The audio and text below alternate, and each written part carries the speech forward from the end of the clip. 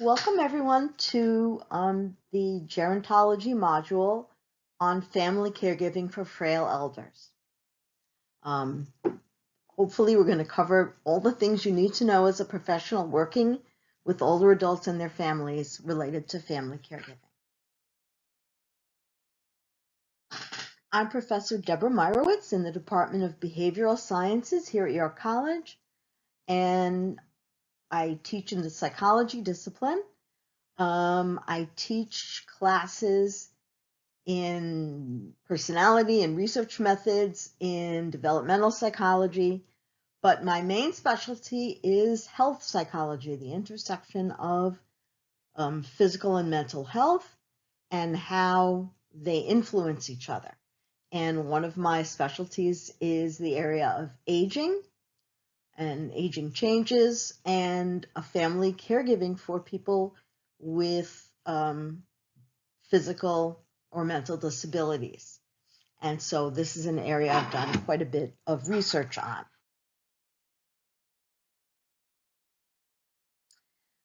What you need to do to succeed in this module: follow the syllabus, read through it, get familiar with what you need to do, and then simply complete the sections of this module in order.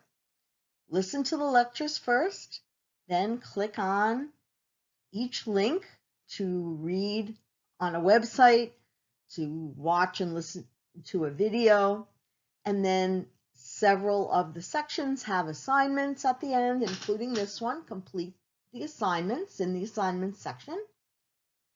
And once you complete all the sections of the module in order and feel confident about it, take the end of module quiz. You'll need to get 80% or better to pass, and we'll have the opportunity to retake it if needed.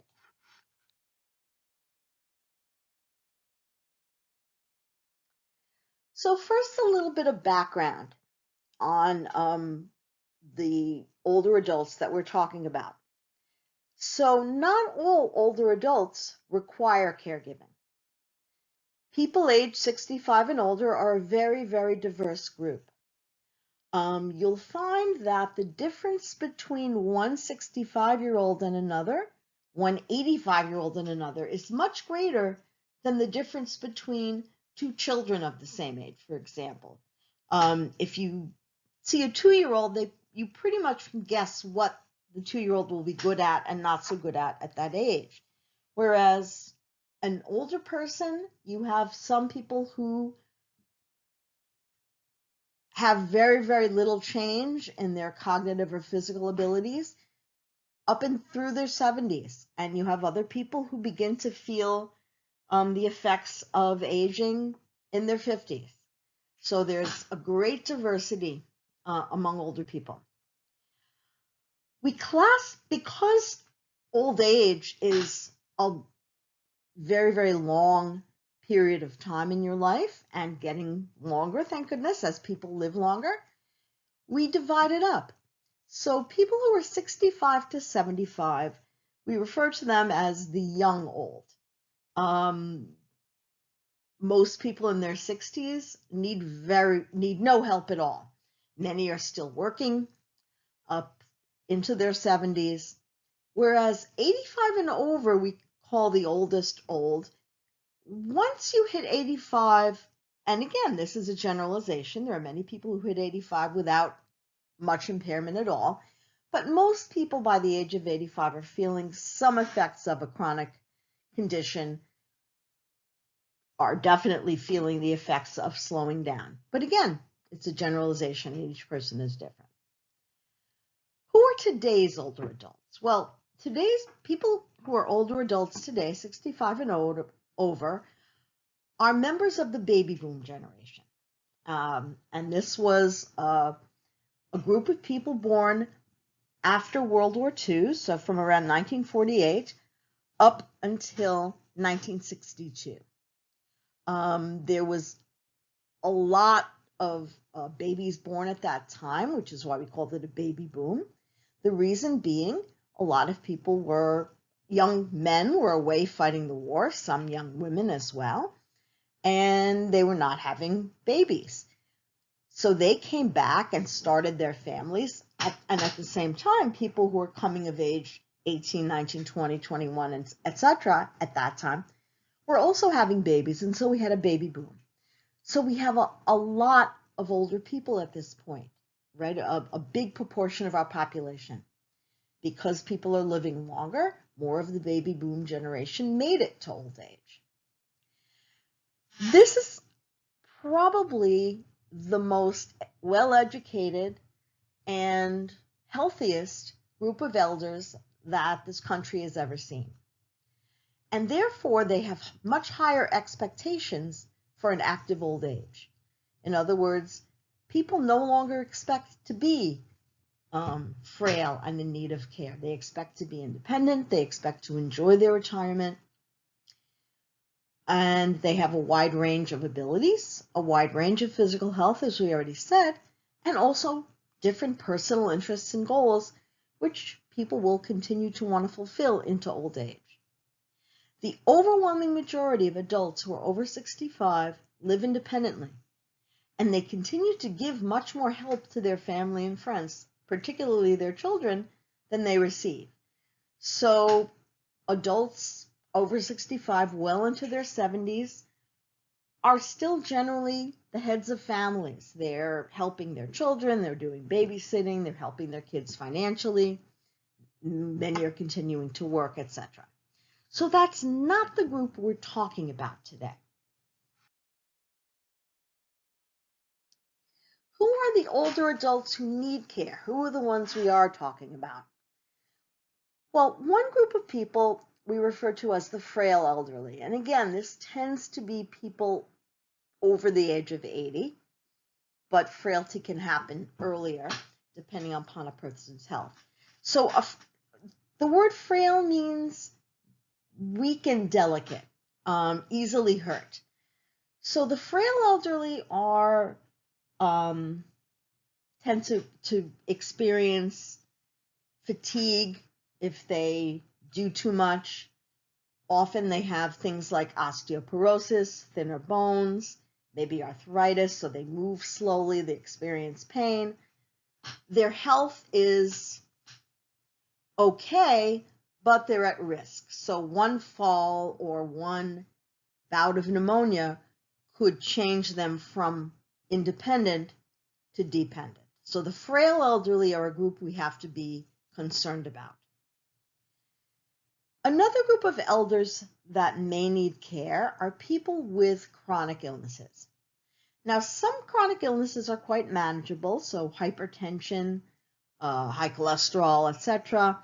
You can definitely, even diabetes, with the right diet, the right exercise, the right medical care, you can maintain yourself without disability. However, once heart disease progresses to serious coronary artery disease, right, serious clogged arteries, or congestive heart failure where the heart muscle is damaged and is no longer able to pump blood well enough to clear the body of backed up fluids, then people often need help, need care.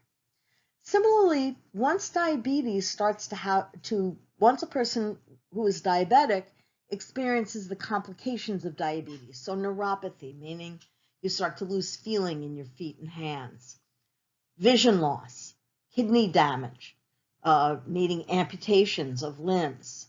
Once a person starts experiencing those complications of diabetes, they're going to need care. People with lung disease, whether it's from chronic smoking, from job exposure to toxins that they breathe in, people with COPD, chronic obstructive pulmonary disease or emphysema, are going to need help.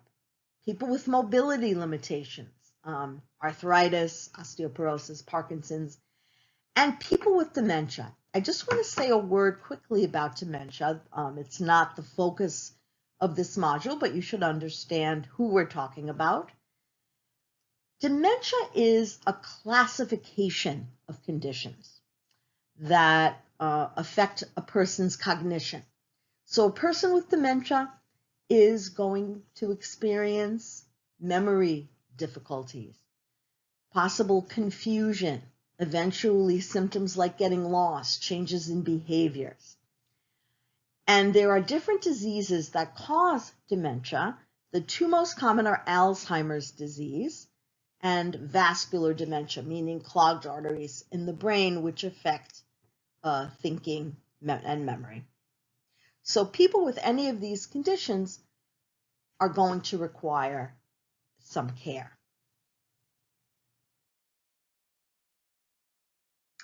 So what are the options for elder care? Well, aging in place with in-home care is the preferred mode of care for the overwhelming majority of elderly people, meaning old people want to stay put. They want to stay in their own homes independently, comfortably, and have care in their home. And who can those caregivers be? Their family members, friends and neighbors, and professionals who are home health aides, nurses' aides, but people who specifically come to the house to assist with personal care. And for nursing care, taking care of wounds, medications, etc., a visiting nurse will come to the house. Some older people do move in with family. It's not actually generally the older person's preferred living arrangement, and you can understand that. Once you've gone out on your own, do you really want to go back and live in someone else's home? But when that is the best option, many families do that. Other possibilities are moving into senior apartments or adult communities. So these are seniors who are pretty independent but need a teeny bit of help. And so they might move out of a home that is not set up for them very well, a home that it's too expensive to renovate with maybe a chairlift or eliminating stairs. They might move into a senior community. The next level of care beyond that is assisted living, and that's a congregate facility, meaning you have either a room or a studio apartment, but there's staff on site who help with cleaning. Meals are provided in a dining room, although you're welcome to take it back to your room. And they kind of keep an eye and give a little bit of help. The most intense care for people who really need 24-hour skilled nursing care are skilled nursing facilities, nursing homes. And continuing care communities are an interesting business model that's becoming increasingly popular in the United States, though prohibitively expensive for most people. You pay in a sum of money and you move into a senior apartment, but you're guaranteed for that money to be able to live there through your old age. And so when you need assisted living, you move from your senior apartment, your independent home, to the assisted living facility. When you need more help than assisted living can give you, you move into the skilled nursing facility. It's particularly popular with couples where one member of the couple is sick. So that way, if they move to the continuing care community and one member of the couple needs nursing home care, the other is very close by and can walk over and visit. It allows couples where one person is sick to stay together even when they can't live together because one person needs intense care. So let's go over what we're going to learn in this unit. Highlighted in red are the action words, the verbs. So by the end of this unit, expect to explain and apply these key theories related to caregiving: person-environment fit theory, formulated by Powell Lawton; caregiver burden theory, Stephen Zaret; dependence support and dependence ignore scripts by Margaret Baltus. Understand the stressors of the sandwich generation of caregivers, which we'll learn about. And at the end, you should be able to apply practical strategies to assist caregivers, right? We're doing this module so that you can apply this knowledge. So I want you to focus on really understanding it to the level that you can then use that knowledge to assist caregivers. If you're taking this gerontology module, you're thinking about doing some sort of work where you work with older adults and their families. Understand the role of nursing assistants and home health aides in caring for frail elders, their important role and some of their needs.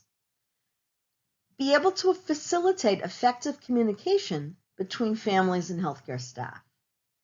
Identify attributes of quality nursing home care. Identify sources of family conflict around caregiving. And again, that understanding should lead you to be able to facilitate conflict resolution for those families. And finally, utilizing your knowledge to formulate solutions for caregiving problems. So hopefully by the end, you'll have enough information to be able to go out there and help people with their problems.